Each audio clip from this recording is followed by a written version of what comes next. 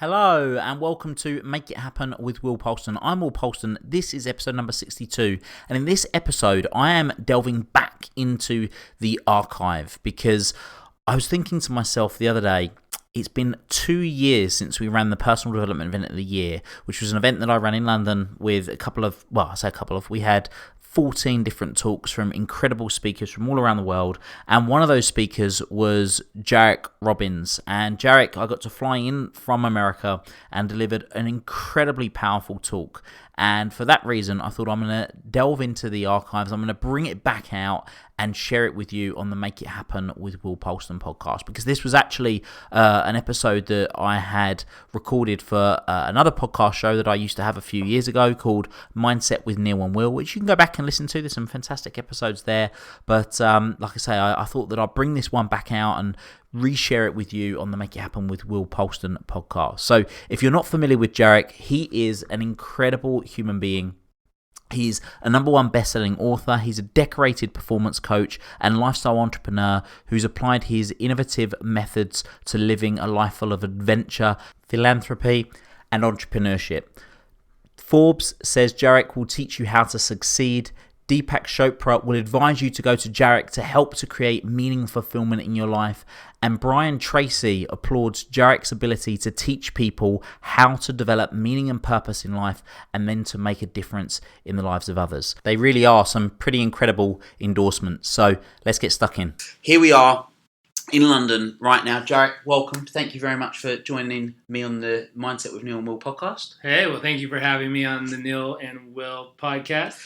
And we are going to be talking about a book that you wrote, and it's a great message, and it's something that I'm very passionate about. My purpose, my mission, if you like, is to empower 1 billion people to unlock their full potential, make it happen, to benefit themselves, their family, their friends, their community, society, humanity. And one of the ways that I believe that can be done is by being able to make a difference to other people. And you have a methodology you talk about in the book, something that I've applied myself over the last few years. And yeah, tell us about it. So the book itself was a 10-year period of my life where I was trying to really figure out what I was all about.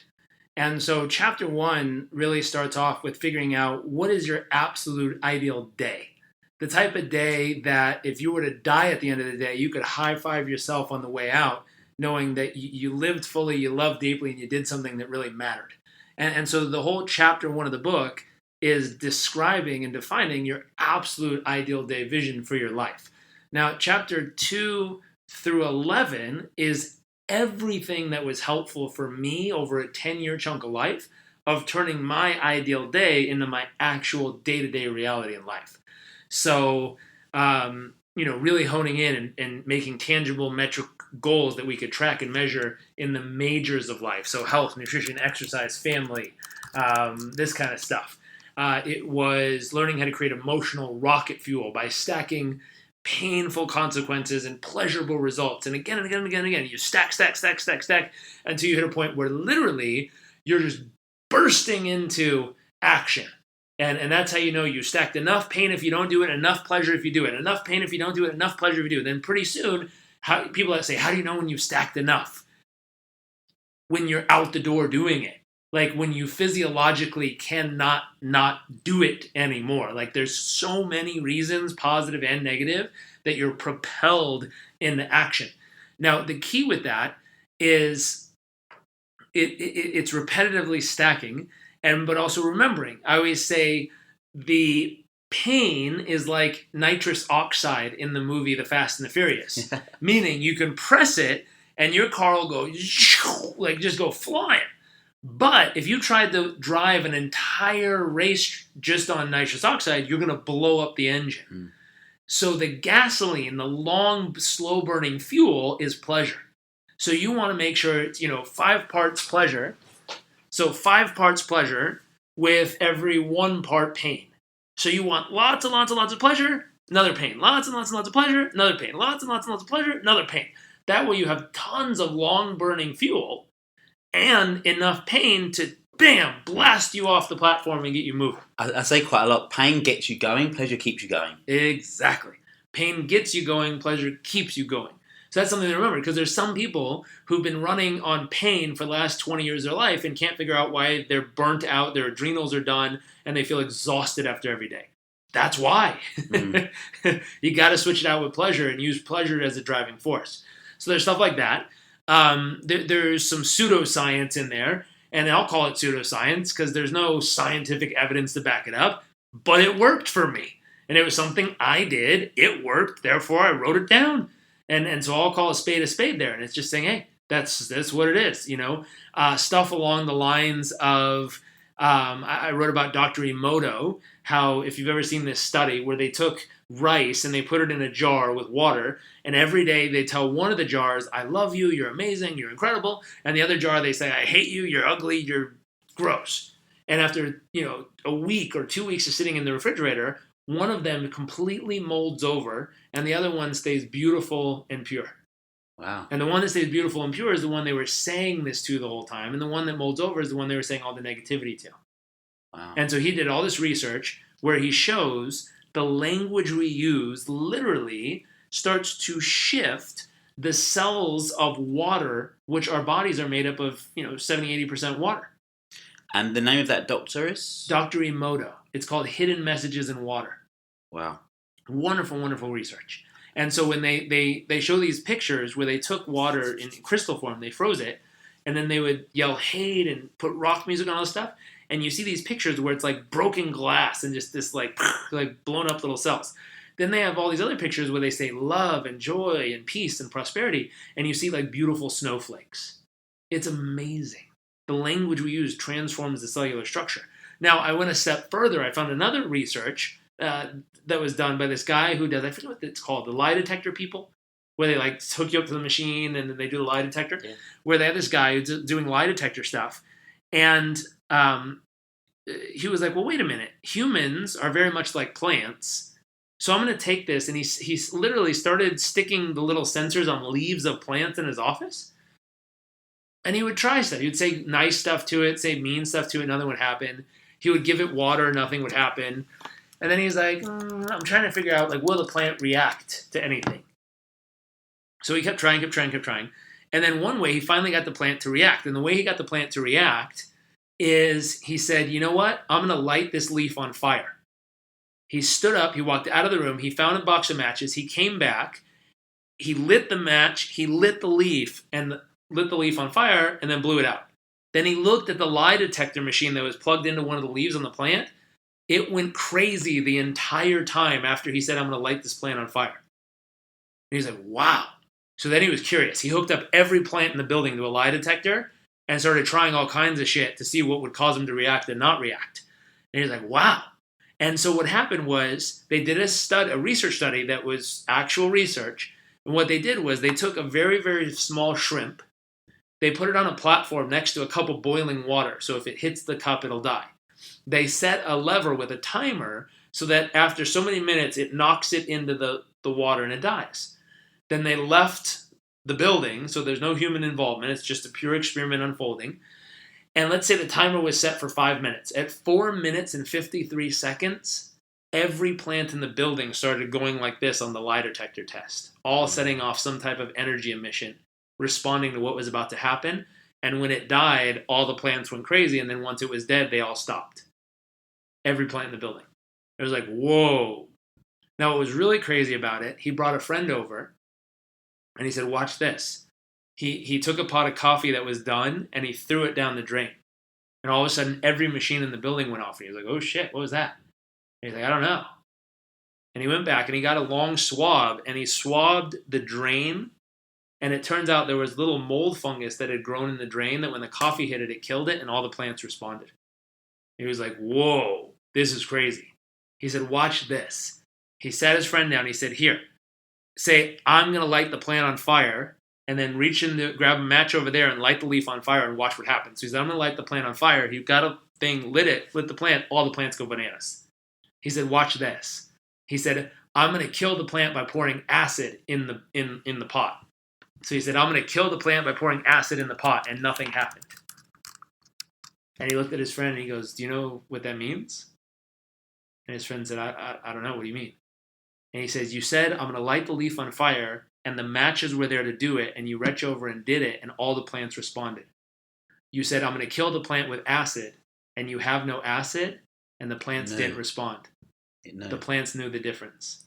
Wow. And he was like, oh, shit. Makes you think really differently about all the plants in the environment around you. Because life knows life. And so this is a bit of the pseudoscience section, because it's not a scientific study from Harvard University. It's a scientific study from a dude who runs lie detector tests, who hooked up all his plants in his office and figured some stuff out and just was like, holy shit, I didn't even know this was real. It's amazing. But it shows you how life is all interconnected.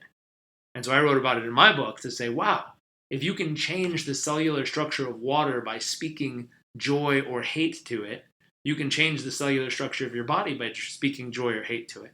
If the environment of life knows when something is about to harm or heal life around it, your environment around you can completely support you if you allow it to. So one of the things that we like to do on this podcast is we share how the theoretical examples then show up. So I had a situation not so long ago where I'm sort of really driven, so focused, I put so much pressure on myself to excel that sometimes it becomes detrimental to me. Sure. And I was in a place where I would the negative self. And this is ironic, right? I'm a mindset strategist, but yet the pressure I was putting myself under to create these results and get certain things that I wanted was really having a detrimental impact, because my expectations were so misaligned from my appreciations. And it was only when I realized what I was doing, I was verbally bullying myself internally. I was hating on myself so much, and it was only when I changed that, and I dug deep, and like we all do when we go through certain times, we spoke about it earlier, whether you can either break down or break through. I chose to break through. I had studied, I looked into more, I gained new perspectives, things I hadn't looked into before. I become a lot more spiritual. Along that spiritual journey, I come across Ho'oponopono. And it's a Hawaiian methodology they've used for years and years and years, and essentially it's based on four I want to say 4 words. It's more than 4 words, but it's I'm sorry, I love you. Let me get this right. I'm sorry, please forgive me. I love you. Thank you. And I just kept saying that to myself over and over and over again, and then we're re-listening to affirmations, like a 10-minute long affirmation, all about looking after myself again. And then it's amazing what the solutions that I needed manifested into my life because of how I changed the conversation that was going on inside my head in that moment. And that for me was coming back to that self-love. You know, I'm so loving, and maybe you've been in this situation before, you're so loving externally, but internally there's a bit of an imbalance. And that amazed me by just shifting that self-love, because a lot of people go, oh well, I don't want to love myself, I don't want to come across arrogant, I don't want to come across at the other end of the spectrum. But for me, it's not actually about self-love, it's more about self-care and that communication you have with yourself. So that's really powerful. Super important. I think the other element that goes there is I always really focus and think about filling up your cup first. And if you can fill up your own personal cup, then you can pour over into other people's cups.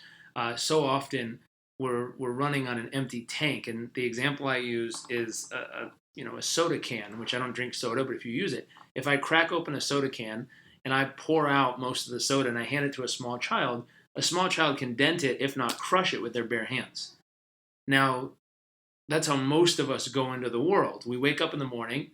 We have a little bit of day-old soda sitting in our life, and our little day-old energy, day-old thoughts, day-old feelings, day-old emotions, all the stuff from yesterday that we carried with us.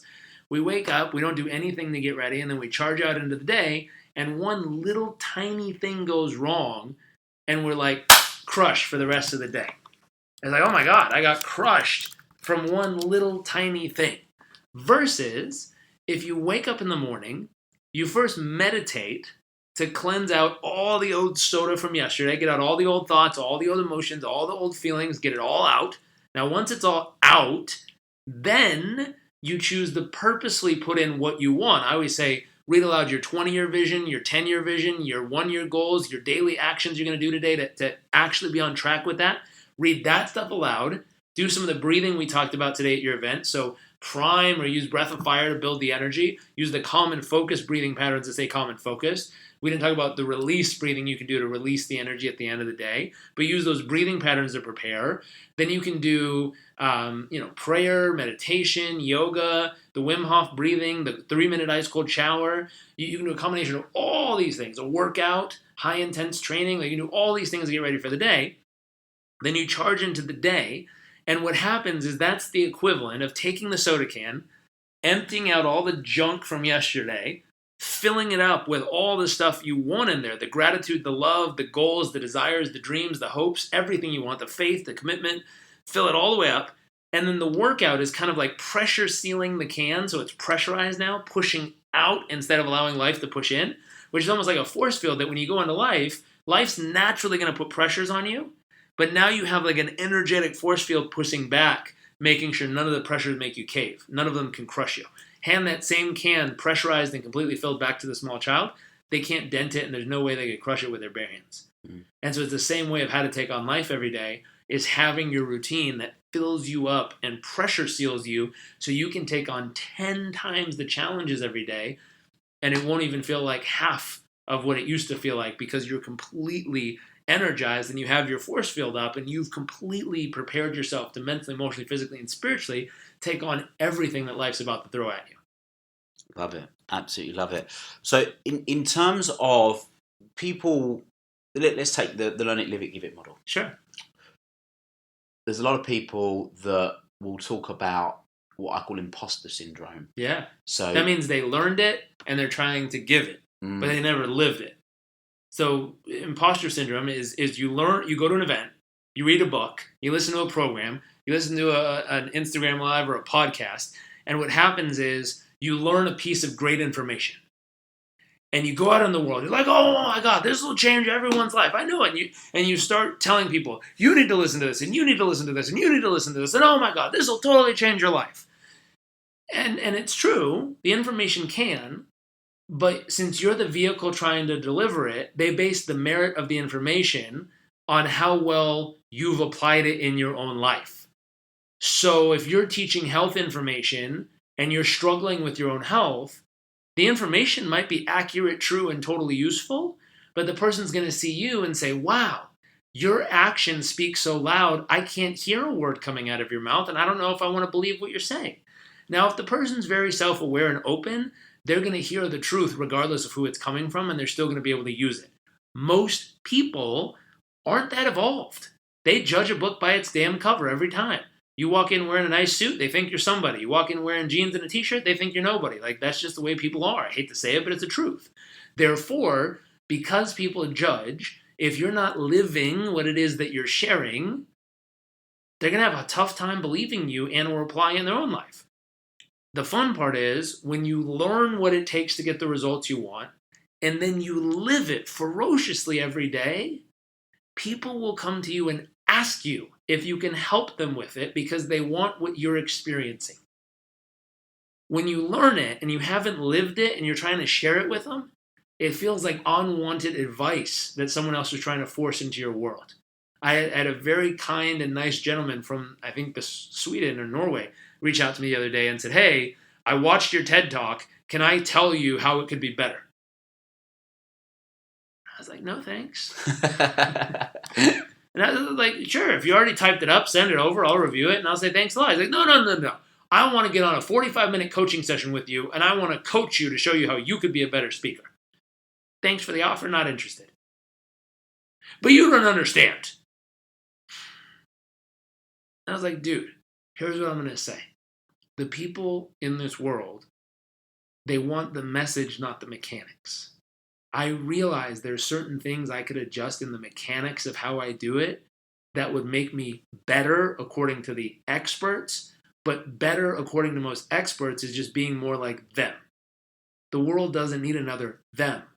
The world needs another voice in a new way to reach a different amount of people that the other voices can't get to.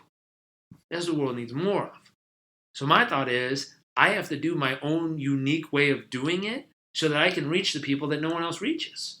Because I'm going to vibe with them and they're totally going to get me and other people aren't. And that's okay. The people who don't get me, totally fine. There's a million other speakers. People who vibe with me and we're on the same wavelength and it all matches, fucking awesome. Can't wait to share with you. And so what I learned was in that moment, it was unwanted advice from a man who had learned a bunch of tools and was trying to give it to me, but he wasn't living it. Because when I said, what do you really want? He said, in all honesty, I want testimonials from other people around the world so I can help grow my business. I went, oh, why didn't you just fucking tell me that? If he would have said that in the beginning, I would have said he's trying to live it. He's trying to grow his business and do what he really believes in. And I probably would have helped him. Since he showed up and tried to learn something that he's learned from a course in a book and trying to give it to me without actually living it in his life, there was a disconnect. And I felt it in my gut. And I was like, this guy wants something from me and he's trying to use me. He's not trying to actually help me. Because people who want to help just show up and help.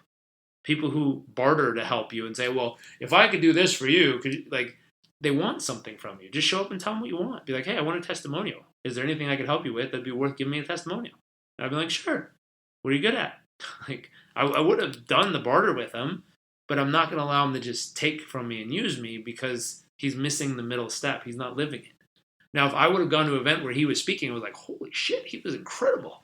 And I'd have been like, hey, can you coach me on how to do that? I actually would want to, I don't even know what something I'm trying to learn in speaking. I'm not, speaking isn't a thing I'm trying to learn right now. But let's say it was business, and I'm like, oh my God, I've never seen someone do their P&L like that. Can you teach me how you did your numbers that way? I would love to learn it if I saw him living it. If I saw him naturally doing it or her naturally doing it and be like, man, that would be cool to learn how to do. But instead, I'm not watching him live it. I'm hearing him trying to give it to me without living it. That's where the friction comes in. That's where a lot of people who go to seminars and read books and do all this stuff, they learn all this stuff. They don't ever fucking apply it in their life, and then they try to just tell other people what to do and wonder why people don't respond kindly. Yeah, it's my whole coaching philosophy is built on 3 core principles: clarity, action, and accountability. Yep.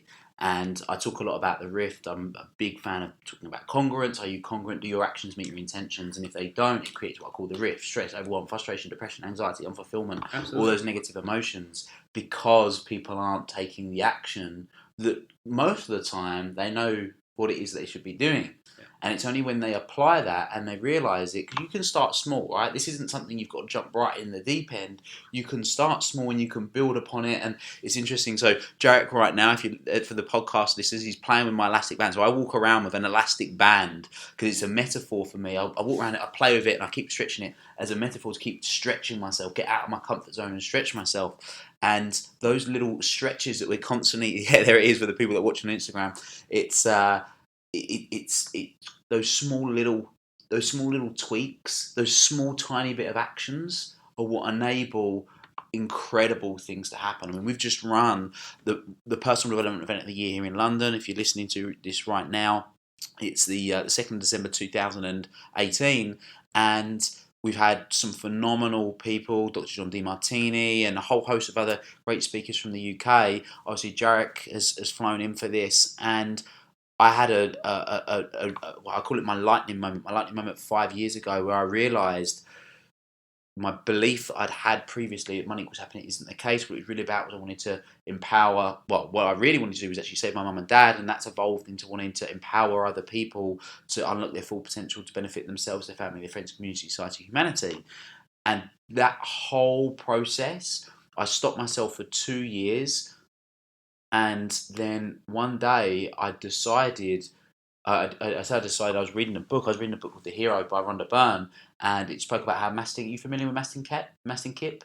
Yeah. Yeah. So how Mastin's career kicked off. He used to post motivational quotes on Twitter every day. He got retweeted by Kim Kardashian. He went from 1,000 followers to 10,000 followers overnight. I burst out crying and was like, all I need to be doing is taking one tiny little bit of action. So that week I got home and I posted 1 quote a day on social media every day for a week, starting the action.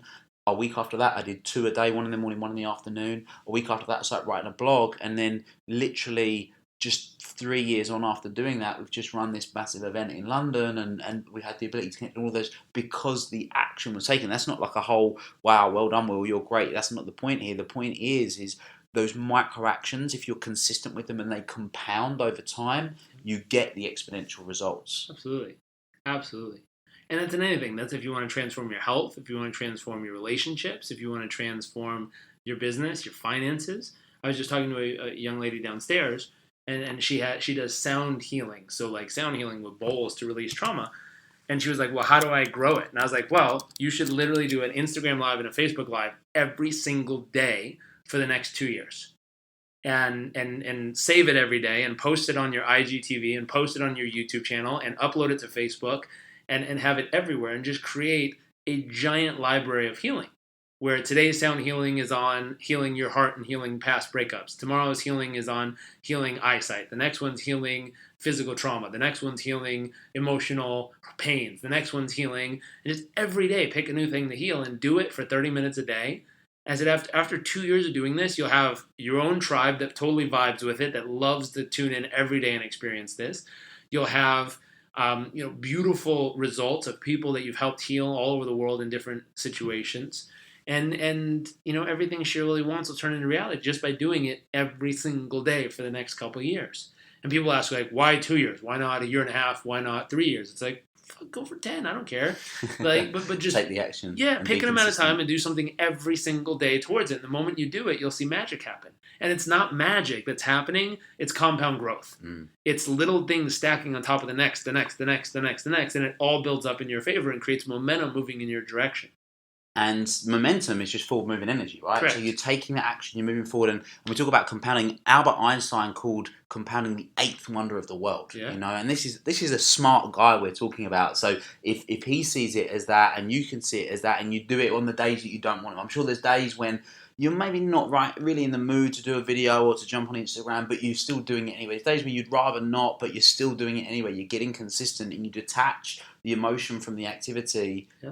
And you work because you don't think the listener that's listening to this right now. You don't think about whether you're going to brush your teeth in the morning. You don't think about whether you're going to have a shower. You do it because you're completely emotionally detached from it, and it's just part of your process. Yeah. And how you do that? There's a couple different books written on this stuff. One of them is you want to make it easy. So 20-second rule. If there's something you want to do more of, you want to make sure that it's accessible in 20 seconds or less. And so the example, if you want to play the guitar more often, take it out of the case, bring it on a stand next to the chair that you normally play in, and set it up there and leave it there. And every time you want to play, you sit down, pick up the guitar, and start playing. It takes 3 seconds. Now, let's say there's something you want to do less of. Make it 20 seconds or longer to access. So you want to watch less TV, take the batteries out of the remote, count to 20 seconds as you walk in any direction of your house, find a drawer or bag or shelf or something to put them in, put them in a bag, in the shelf, in a drawer, at the very bottom, in the back, and then put stuff in the way to get to it, and watch how your TV consumption goes down. Because if you want to turn on the TV, you're going to have to walk across the room, open the thing, move the stuff, find the box, pull it out, take out the remote, go to the other side of the room, find the batteries, put it in, then sit down, then put it all back, and then turn on the TV. You're like, fuck it, it ain't worth it. Versus, if you make it easy, sit down and do it. All of a sudden you're going to do more of it. So this is a tactical way to do more of what you want to do in life. Make the stuff you want to do more of easy, 20 seconds or less. Make the stuff you want to do less of hard, 20 seconds or more. And all of a sudden you'll find yourself doing more of the stuff you want to do, less of the stuff you don't want to do. The next layer to that is do it one piece at a time. So there was a book, I think it's in The Happiness Advantage, where he talks about this young kid in a dorm room who could not keep his room clean. Like, it was nasty and disgusting, like 12-day-old top ramen soup sitting around with, like, just rotting in the room. And he's like, I just can't do it. I don't know. And what they did, they took a piece of tape and they literally put it around one little tiny square on the desk. And he said, defend the square like your life depends on it. Don't put anything in the square. And so for 7 days, this kid just defended the square. Everything else in the room could be messy except for the square. After a week, they took the little square and they made it into a bigger square. And he said, okay, now defend this bigger square like your life depends on it. For the next 7 days, he just defended the bigger square. Nothing ever was messy in the square. 7 days later, they made the square bigger. Pretty soon, the square was the whole room, and the room was never messy again. So like you said, incremental steps is the other way to master this. So make it easy. to do the stuff you want to do more of, make it hard to do the stuff you want to do less of, and then do it in small, consistent increments to be able to grow, and make progress. If you combine those simple little steps there, all of a sudden you can get yourself to do anything. So true. Just two quick examples of this that I've experienced it before we round things up. Cold showers. You're a fan of cold showers, yeah. Right? So I started off with cold showers, and the first day I was like, oh man, I don't want to be doing this. I really don't want to be doing this. 10 seconds. I'll give myself 10 seconds. And then I said to myself, I was going to, I'm quite a logical guy. So I created a spreadsheet. I go, right, if I do 10 seconds, I increase it 10% every day and build it all up. And anyway, whatever time it was, I was going to get to it. And I did. I gradually build it up. And then I got to like day 4. And then I thought, sod this. Because just those 4 days that had got me going, it was the start. It got me going. I did like 10 minutes on day 4. But it got me another time like that. So hold on. You did the hardest part 10 days in a row. The first 30 seconds is the hardest part of it. So by doing it for less than 30 seconds, you were getting all the hard part without any of the good part. Which I didn't know. But then I was doing it. Another time when I've applied that and it's been really useful was I wanted to go out running. I'm a big fan of getting up running, going running in the morning, like 5 o'clock in the morning. And when it is winter, it's cold. Like you're talking -1, -2, and I was like, how am I going to motivate myself to do this? So what I would do was I would literally get my gym clothes out and I would lay them on the floor. So as soon as I stepped out of bed, I put my gym clothes on. I said to myself, Will, you only have to run for 1 minute. That's all you have to run for. Yep. But by the time I put my clothes on, put my shoes on, put my hat, my gloves and everything else on to go out running in the freezing cold, and I'd been out there, I'd done the hardest parts. I was like, so I might as well just do 3 miles now. Right. And it was the start that was the most important. The most difficult, but it was the most important because once it was done, then the rest kind of took care of itself. So, So Jairek, look, I just want to say a huge thank you for joining me on the podcast. And if people do want to know a little bit more about you and connect with you, where can they find you? Find me on Instagram. Probably so at Jairek Robbins is the piece. In the next probably 10-15 days, we have a brand new website on JarekRobbins.com that'll pop up. So depending on when this goes live, you can come find JarekRobbins.com, and it'll be our brand new version. My wife's been working really hard to relaunch for us, but it's down right now. So if you go there, you're not going to find anything right this moment. But I'd say find me on Instagram, find me on social media. I'm on there every single day sharing positive messages. Our mission is really simple. To reach the people that need us most at the moment they need it with the message they need. I always say we don't know who they are, where they are, what they need, but every day we do our best to push good thoughts in the world in hopes to find them. The blessing that we receive every day is every single day from around the world, we receive messages of people saying, thank you, I needed this. Wow, oh my gosh, I was the one that needed to read this. Like all these little affirmations of saying, hey, we're finding the people that really needed that message in the moment. And then it's a blessing and an honor to be able to share with everybody. And it's really a privilege to hear that reflection back each and every day from around the world of people who all these little good thoughts and messages we push out all day long are reaching. It's beautiful. Thank you. Well, thank you once again. And I look forward to you guys taking what it is that you're taking from this podcast. And we'll see you very soon. So once again, thank you, Jairek. Thank you. And until next time, make it happen. Thank you for listening to this episode of the Make It Happen with Will Polston podcast. Make sure you join Will's free Facebook group, the Make It Happen community. Please support the show by subscribing on iTunes, Spotify, Stitcher, SoundCloud, or Google Play. Share this episode with at least one friend you think would benefit from it, and give Will a 5-star review wherever you download your podcasts. Until next time, make it happen.